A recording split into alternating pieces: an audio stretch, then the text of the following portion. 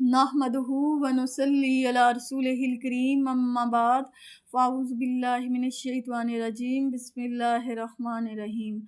آج میرے پاس جو ٹاپک ہے وہ ہے رجب المرجب۔ رجب کہتے ہیں تعظیم والا اور مرجب کہتے ہیں عظمت والا کو۔ صحیح بخاری میں ایک حدیث ہے، رسول پاک صلی اللہ علیہ وآلہ وسلم نے فرمایا، اللہ نے ایک سال میں 12 مہینے بنائے اور ان میں سے 4 مہینے حرمت والے ہیں، سو تم ان مہینوں میں آپس میں لڑائی جھگڑا نہ کیا کرو۔ ذی القعدہ، ذی الحجہ، محرم الحرام اور رجب المرجب، یہ 4 مہینے ایسے ہیں کہ ان مہینوں میں گالی گلوچ کرنے سے اور لڑائی جھگڑا کرنے سے منع کیا گیا ہے۔ زمانہ جاہلیت میں بھی ان مہینوں کی حرمت بہت زیادہ تھی۔ ویسے تو جاہلی عرب ہر وقت آپس میں لڑائی جھگڑا کرتے رہتے، لیکن جیسے ہی رجب کا مہینہ آتا تو لڑائی جھگڑا ختم کر دیتے اور کہتے کہ یہ تو امن و امان والا مہینہ ہے، یہ تو ہتھیار اتار دینے والا مہینہ ہے۔ وہ اس مہینے میں مختلف طریقوں سے عبادات کرتے اور قربانی بھی کرتے تھے، حالانکہ حضرت ابراہیم علیہ السلام نے رجب کے مہینے میں کبھی بھی قربانی نہیں کی۔ اسی طرح صحیح بخاری اور صحیح مسلم میں ایک حدیث ہے، ابو ہریرہ رضی اللہ تعالیٰ عنہ نے روایت کی ہے، رسول پاک صلی اللہ علیہ وآلہ وسلم نے فرمایا کہ عتیرہ اور پرا تو کچھ بھی نہیں، یعنی کہ جب بھی رجب کا مہینہ آتا تو بکری کو ذبح کرتے اور اس کی کھال کو درخت پہ لٹکا دیتے اور کہتے کہ یہ رجب والی قربانی ہے، اس کو العتیرہ بھی کہتے تھے۔ اسی طرح اونٹنی کا پہلا بچہ جس کو بتوں کے نام پہ قربان کرتے پرا کہلاتا تھا۔ اس طرح اور بھی ان کے بتوں کے کافی نام ہیں جن کا ذکر قرآن مجید میں آیا ہے، جن کے ناموں پہ وہ قربانیاں کرتے تھے۔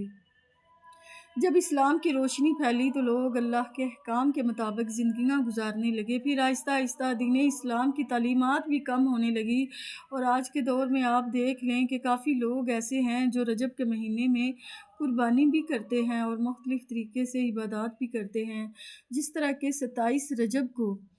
جو ہے ساری رات جا کے عبادت کرتے ہیں اور 27 رجب کا روزہ بھی رکھتے ہیں، اور اس کو شب معراج کے واقعہ سے نسبت حاصل ہے۔ شب معراج کا واقعہ تو جو ہے اس کی حقیقت اپنی جگہ موجود ہے، کیونکہ قرآن مجید میں سورہ نجم میں اس کا ذکر آیا ہے، لیکن جو تاریخ ہے وہ ثابت نہیں ہے۔ اکثر علماء کرام ربیع الاول کا مہینہ کہتے ہیں اور کچھ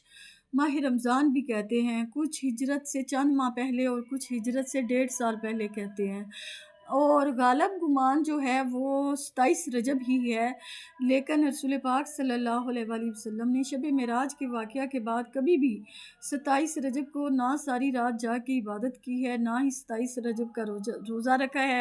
اور نہ ہی اس کا حکم دیا ہے۔ لیکن اس کے علاوہ اور کافی روزے ہیں جن کے متعلق ذکر ملتا ہے، جس طرح کہ شعبان المعظم میں رسول پاک صلی اللہ علیہ وآلہ وسلم کثرت سے روزے رکھتے تھے۔ اسی طرح آپ صلی اللہ علیہ وآلہ وسلم نے ذی الحجہ کے مہینے میں جو پہلا عشرہ ہے اس میں روزے رکھنے کا حکم دیا ہے، یعنی کہ 9 ذی الحجہ تک روزے رکھنے کی فضیلت بہت زیادہ ہے۔ اسی طرح آپ صلی اللہ علیہ وآلہ وسلم ہر پیر اور جمعرات کو روزہ رکھتے تھے۔ اسی طرح آپ صلی اللہ علیہ وآلہ وسلم ہر مہینے چاند کی 13، 14 اور 15 کو روزہ رکھتے تھے، جنہیں ایام بیس بھی کہا جاتا ہے۔ اسی طرح آپ صلی اللہ علیہ وآلہ وسلم نے محرم الحرام کے مہینے میں 9 اور 10 محرم کا روزہ رکھنے کا حکم دیا ہے، لیکن 27 رجب کے روزے کے بارے میں ذکر نہیں ملتا۔ اسی طرح رجب المرجب کے مہینے میں جب 22 رجب آتی ہے تو 22 رجب کو جو ہے وہ کنڈے ہوتے ہیں، یعنی کہ حلوہ پوڑی اور کھیر بنائی جاتی ہے، فجر کے وقت خود بھی کھائی جاتی ہے اور دوسروں کو بھی دی جاتی ہے، اور اس کا جو ہے حضرت امام جعفر جو ہیں ان کی روح کو اس کا ایصال ثواب دیا جاتا ہے۔ تو آپ دیکھ لیں کہ رسول پاک صلی اللہ علیہ وآلہ وسلم کے دور میں جو ہے وہ حلوہ پوڑی نہیں تھی۔ اس طرح رسول پاک صلی اللہ علیہ وآلہ وسلم کے بعد صحابہ کرام کے دور میں اور پھر بعد میں تابعین، تبع تابعین کے دور میں بھی حلوہ پوڑی یہ چیز نہیں تھی۔ حلوہ پوڑی جو ہے وہ ایسی رسم ہے جس کی ابتدا 1906 میں امیر مینائی کے خاندان نے کی، جس کا تعلق ہندوستان سے تھا۔ تو ایسی رسم جس کا آغاز ہی 1906 میں ہو، اس کا تو اسلام سے کوئی تعلق نہیں ہے۔ اور اسلام میں کوئی بھی چیز جو ہے وہ داخل کرنا وہ بدعت ہے۔ اس لیے ہم کوئی بھی نئی چیز یا نئی بات دین میں نہ کم کر سکتے ہیں اور نہ ہی زیادہ کر سکتے ہیں،